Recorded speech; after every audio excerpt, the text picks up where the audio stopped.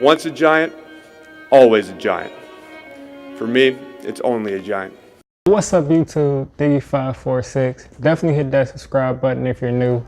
Like the video if you like the video. And I won't tell if you click that bell. But let's go ahead and get into this. Big news this morning, Leonard Fournette. First of all, big LSU fan here. But Leonard Fournette has been cut. This is a surprise to me, but at the same time it's not. The running back position is proving to be very replaceable unless you have a Christian McCaffrey, a Saquon who can literally do it all. And Saquon isn't the best pass blocker, but he's just such a dynamic receiver and just offers you so many different ways to present an offense. But if you have a guy who's just a bruiser, who's not a dynamic pass catcher, he's going to get replaced every time. They already didn't pick up his fifth-year option in May. They didn't pick it up. And going into the season, they just decided to release them. I don't know if it was a contract dispute. Maybe they couldn't come to an agreement. Maybe they lowballed him and he just thought he was worth more. But Fournette, to me, has been a disappointment so far. He had 1,600 yards from scrimmage last year, which is good, but I expected a lot more from him. I think he had 1,000 yards his first year, 400 last year. He was injured, and then just this past year, he went back over 1,000, and I think he added about 500 receiving yards, but apparently it wasn't enough for the Jaguars. They're completely rebuilding. They have, what, 4 first-round picks? They're looking to completely rebuild. They're probably going to just go with the cheaper options at running back and see if they can get a higher pick this year.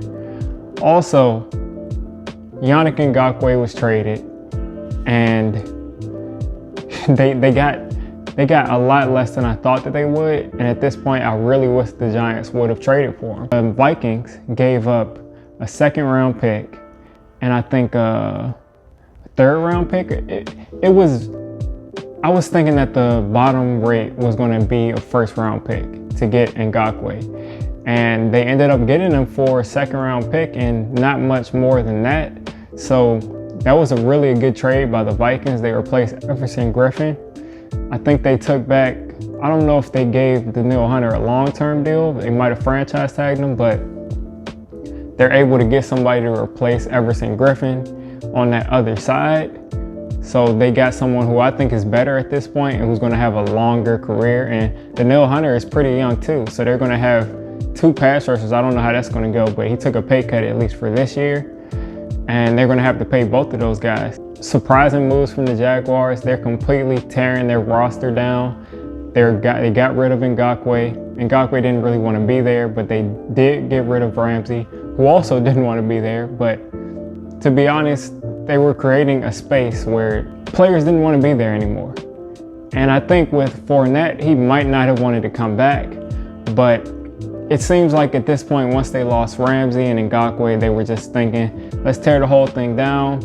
Hopefully, I hope that they keep Gardner Minshew. He showed a lot of promise last year, but we'll see what they do. Guys, let me know what you think. Are the Jaguars making smart moves? Did they tear it down too early?